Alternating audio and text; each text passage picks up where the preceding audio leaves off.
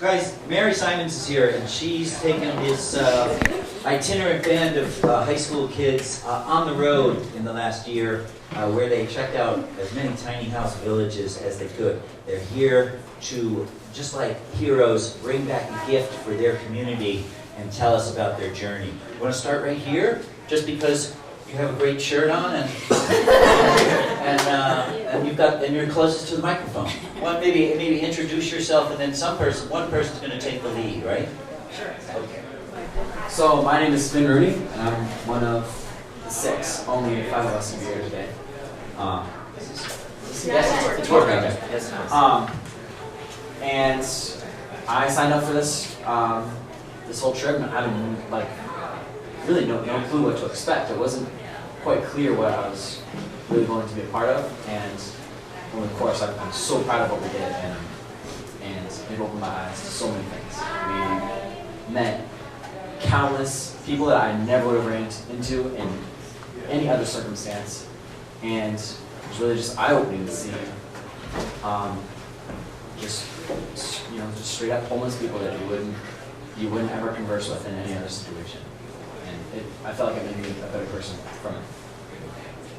I'm Janessa. I got recommended by one of my teachers, and all I knew about it was that we were going to be touring communities, so I was really excited to learn that. But then I got to learn from these guys a lot, and a lot from the people in the communities, and it's just really awesome. Hi, my name's Elijah. I build tiny houses with my dad. I have always wanted to go abroad, and I was planning on going abroad, and then my guidance counselor was like, hey, I know you build tiny houses, here's this really cool tiny house event that's going on, you're going to go cross country. I was like, whoa, cool. So I went and signed up and met Mary. And really, I just took away so much from this adventure we had. It's like so much. I learned so much.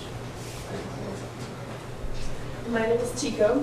I was the videographer on this trip, so Mary and I were the leadership team. And I've worked with Mary on many projects over the years. These trips are not always tiny house themed. They're all different issues that are relevant to the times in some way, and we find a place that is doing something interesting with an important topic and try to learn as much as we can. And I've been a videographer for a bunch of years, and I've always had a hard time with kind of frivolous art, I guess, just art for the sake of art. And so working with these videos and with these trips feels like really purposeful art, a way to capture things and share stories and information, but still be able to be artistic, which is what I really like doing. So we have Mary to thank for that. And I'm Mary Simmons. Yeah, so this is an immersion journalism program for Vermont high school and college students. My name is Kai Gilbert. I was recommended by a teacher as well to do this. I really, like many of us, I had no idea what was going to go on, except for that we were going to try to make it across the country and back in 2 weeks while doing all these interviews, which was really a wonderful experience. We were able to not only meet new people and become a close-knit community and have each other scattered all across Vermont, which is really wonderful. We're all from different schools for the most part. But we also got to experience and meet really wonderful and amazing people that we would never have the chance to meet otherwise. Hi, I'm Ilya Dennison. I am fortunate enough to have Mary to close to me as I can. We live in the same town, and so I've gone to her house a bunch, been at some of the cool parties that she hosts. And I was recommended by my high school advisor. She also knows Mary, and I really, really love to learn about different cultures. I love culture in general. And this is just a really great opportunity for us or for me to kind of branch out and meet some new, incredible, wonderful people that I'm never going to forget. Jump right in. So we met on the same day that we got our trip started. None of us really knew each other except for Kai and Finn. And we hopped right in our little bus at Enterprise in South Burlington at like 10 o'clock in the morning. I was bawling because I was so scared. I was crying my eyes out. But Yeah, and so later that day, we made it to Syracuse and met Andrew. Yeah, so we jumped right into the interview process. We didn't have much time to kind of break down how to do it, but it definitely came fairly naturally to our group. We were able to be super engaged right off. So Andrew was a really wonderful person to start with. He had been working with people experiencing homelessness since he was very young, all through college. He worked at a soup kitchen. He'd been part of creating programs where homeless people and just people that wanted to get out more were able to all ride bikes together. And then if you attended enough meetings and bike rides, you would get a free bike, which is extremely useful to people who don't have transportation. So he's a super involved, super kind, and very young guy. So it was really wonderful to kind of get to see his perspective on how he had started this, what he had done behind it, and kind of the details of how he had done this as a singular person. And it's so strange. It's fun. I guess, yeah, just so everybody started. Andrew was definitely my favorite. He was extraordinarily young for what he was doing and for what he accomplished in only 4 years, which to me is super inspirational. And one thing I liked about his model was he wanted to incorporate these people into society. He wasn't going to make a place for them, because that way people look at it and be like, oh, that's where the homeless people live. He almost had a house on every block.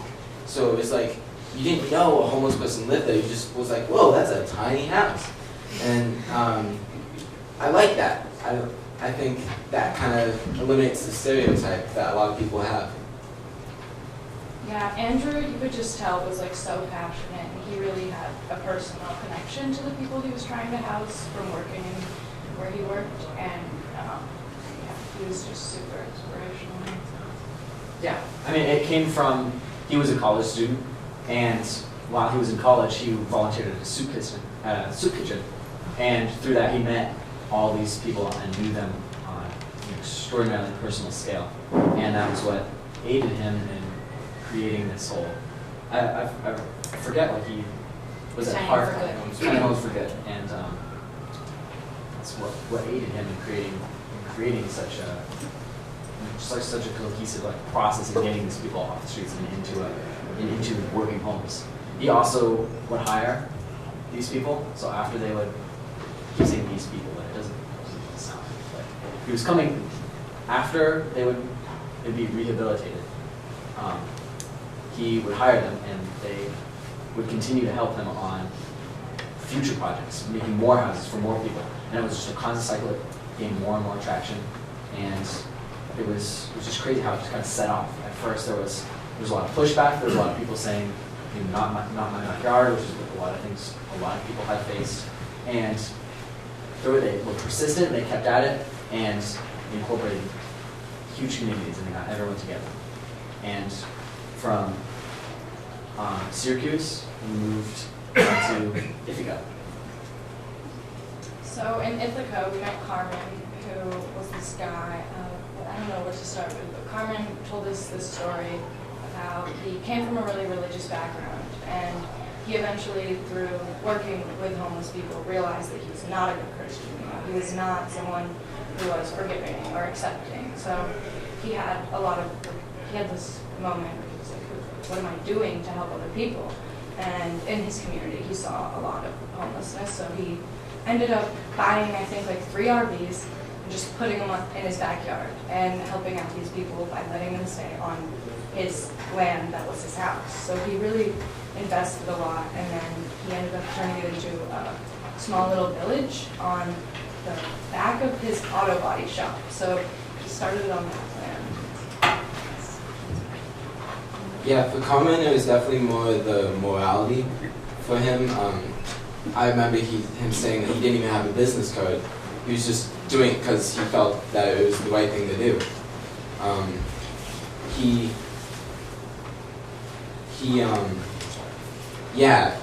Back to what Janessa just said, he just felt like there was a need, and so he just did it.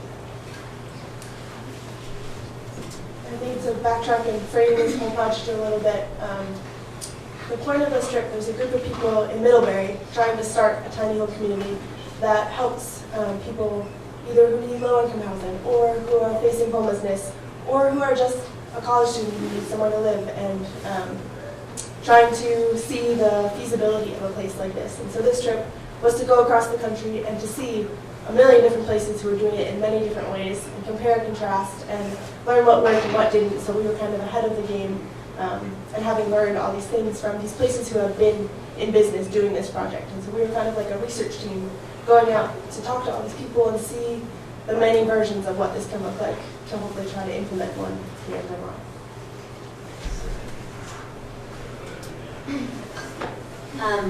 Carmen was a super humble guy. He didn't want any praise for everything that he had done, even though we were all kind of amazed by him and his pure grit. He was not going to let anything stop him from getting these people housing. But it really was eye-opening.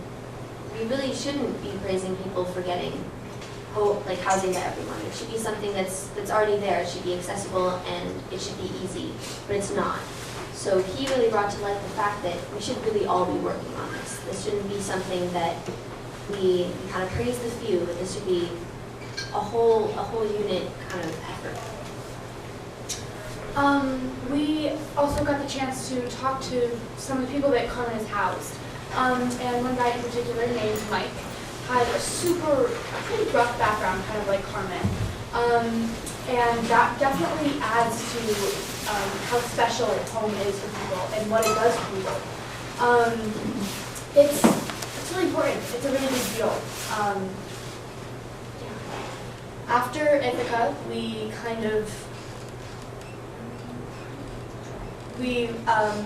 got on our little van and drove to Detroit. And Detroit was definitely the first place where I was like, wow, oh my gosh. Every single house was completely different. They were totally different, and they weren't built for just to be built. They were built for the future. Faith was the organization person for that certain tiny house community, and they had this thing called a 7-year plan. And so if their residents gave back to the community and took the classes, for example, like homeownership classes and financial classes, then they would eventually be able to keep their tiny house that they were living in. And so they had to do that for 7 years, and then the tiny house was all theirs. Yeah, so this program, the 7-year program, gave a huge amount of incentive for these people to stick with it. They went to these classes. They kind of continued to kind of push forward to get this house. Once they own it, they're able to do anything they want with it. They can expand. They can move. They can do whatever. And so it gave them this huge opportunity. I mean, they were being trusted with this thing that they hadn't had. We also met some really wonderful residents there. And they were able to, I mean, we just got to meet some of the sweetest people ever. Her name was Gladys. We met a woman named Gladys. She was so cute. And her house was amazingly beautiful. I mean, gorgeous flower beds that she had spent so much time and effort with. They were amazing. And you could tell that this was a place that she was really proud of. She was really proud to live there. And I think all of the residents were, because each of these houses were so unique and absolutely gorgeous. So. I think one of the takeaways from Detroit that Faith kept coming back to was that cheap and small doesn't have to mean that it's not beautiful. And these houses were the living example of that statement.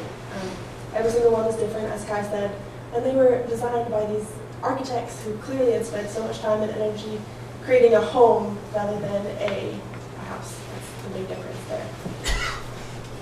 Something I thought that was pretty cool about Detroit was that they didn't take any government funding. They only took donations and what they could accumulate. And I just love this one story that she talked about how she got a call from Bon Jovi's office. And the woman goes, "You know who Bon Jovi is?" She goes, "Well, I'm a minister, but I'm not dead." So I thought that was just hilarious. But yeah, Bon Jovi ended up writing them a $100,000 check. So I just think it was such a cool experience. Yeah, I think the main thing about Detroit was while we were there, we saw so many people driving by with their phones, come out of their window, just like taking videos of the entire village because the houses were just so beautiful and unique. Like, I haven't seen houses like that on a large scale. They were so. I know we don't have that much time left, so I don't even think the microphones do that much. We just bounce it off each other to get that end of it going. But from Detroit, we moved on to Madison, Wisconsin, and we went to this co-op, and that was really interesting the way they had it set up, just because everyone was working for a common goal, and although it wasn't a massive community, it only held 4 residents, although there was more homes, only 4 were residing there, and there was all these different characters, and they were very involved in the processes of running their ship that they had created. And these houses were some of the smallest that we had ever seen, and it was some of them it was really tight, tightly knit. And we met one person there who really stuck with me, and he just had a personality like beyond belief, and he had a lot of mental disabilities that he struggled with, but he had such a warm energy, and it stuck with me so much because it came back to what I originally said, just how I never would have met somebody like that if it wasn't through this trip and these experiences. And we met people like this man Christopher throughout our entire trip, and that was the main thing that stuck with me through Madison, Wisconsin. And from Madison, we moved on to we got on a train. 3 days over, we ended up in Portland, and we went into this incredible, these beyond belief, dome from the outside, and inside it was this kingdom. Anyone else has more? I think all of us were kind of as we got off the train, because we were on the train for so long, and we got off the train, and there was just these lines of homeless people as we were walking to our hotel. It was almost like a parade, and it was pretty evident that Portland had the most visible homelessness that we saw. Yeah, and so we spent the night in a hotel, and then the next day we went to Dignity Village. Yeah, Dignity Village was something super individual and special because they were the first village that we went to, and I think the only village that was self-governing. So it wasn't someone that, out of the goodness of their heart, had started something for these people. It was these people taking initiative and creating a home for themselves. So this community was full of and run by people that had experienced homelessness. And it was super, you could tell that people were proud to be there. They were proud of what they had created. And it's true, it did give them a sense of dignity. It did give them a place to call home. So yeah, that was super special and individual. It was like the least fancy out of all of them. It would look like if things were just kind of thrown together, and it looked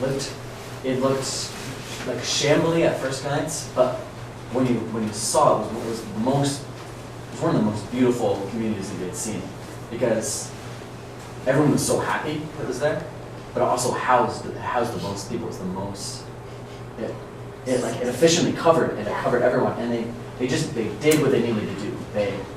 They had their own self-governing systems. They weren't super big into background checks. They just get a roof over these people's heads, and they made it work. They had election cycles. They had all kinds of plans implemented to run it smoothly, and they were all incredibly involved. And it worked. It's not like it fell apart because there wasn't any work really well. Yeah, there was so much love packed in there. and dedication.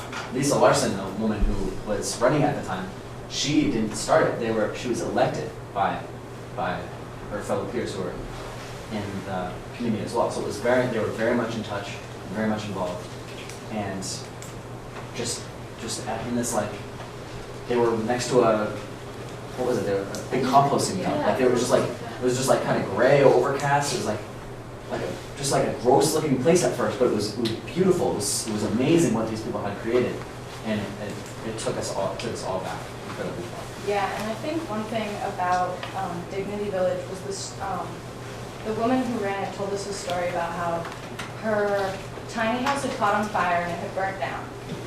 But by the end of the night, her neighbors had given her a blanket and a place to stay, and she had everything, her and her husband, they had everything they needed, and the whole neighborhood was out looking for their cat to make sure it wasn't in the fire. It was very, like, you could tell that they all knew their neighbors and that they all wanted to be there. Few minutes left, you want to go to Emerald Village quick and then talk about your pieces too.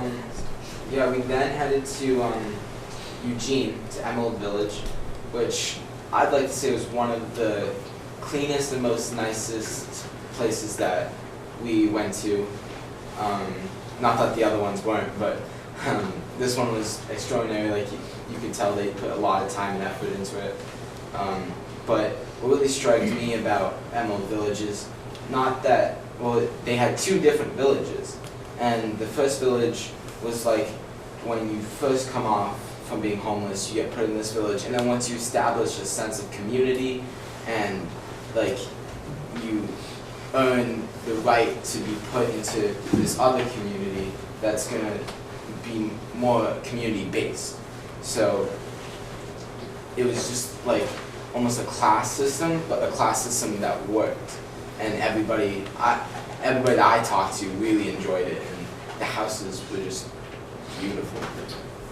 They also had a lot of like direct boards, so all the residents were a part of something that had to do with the tiny house villages. There was a bottle drive, there was a fundraising committee, and they were all really in touch with the people that they lived with and the people that they were around.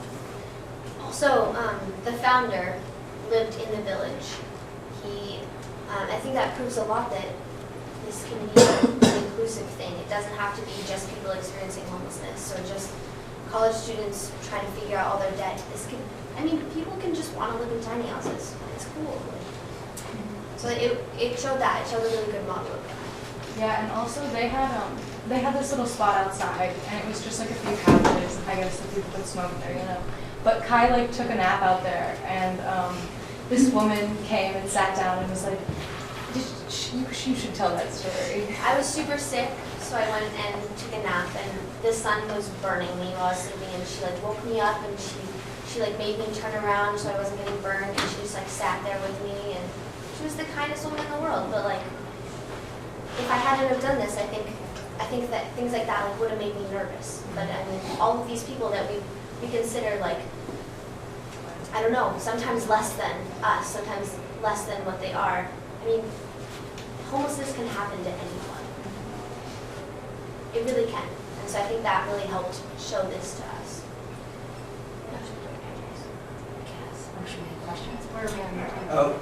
We have time for a couple of questions, and one I had was, could you talk a little bit about the journalism piece? Sure. So you mean the program?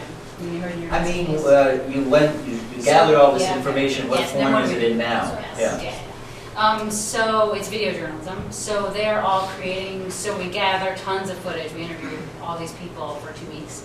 And then from that collective footage, each student, together, we all figure it out, but each student determines what thread of the whole they want to express through a video. So right now, the moment they are crafting their drafts, their video drafts.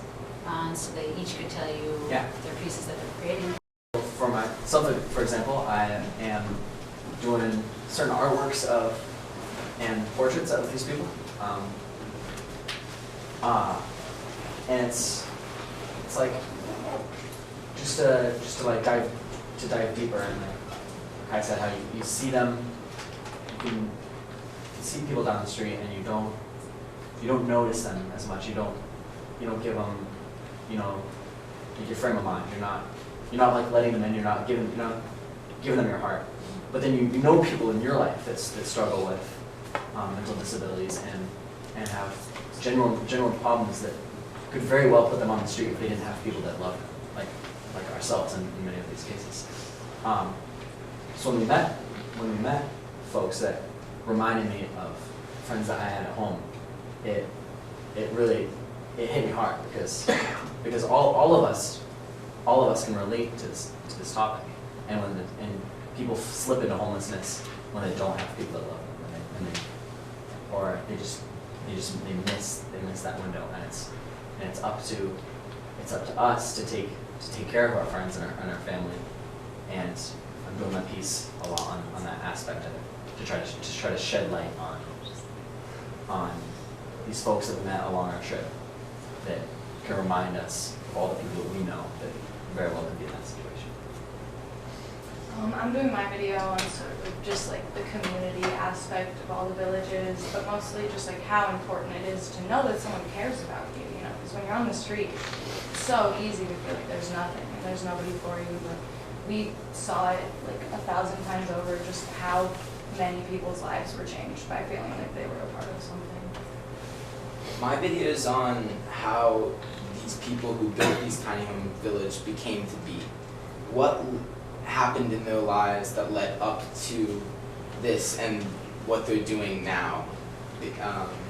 So yeah, that's what I'm doing. Yeah. My project is focused on Lisa, a woman from Dignity Village.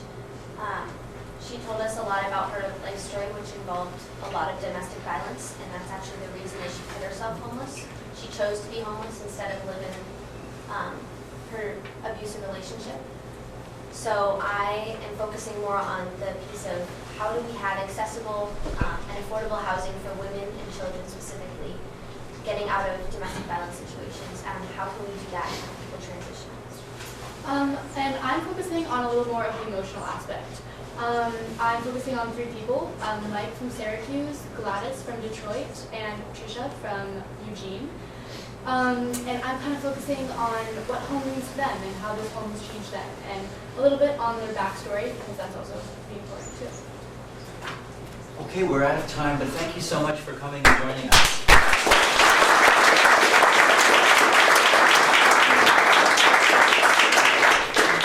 I'm going to ask the students to step out into the maker space. If you have more specific questions or you want to find out about their experiences, you can talk to them over there.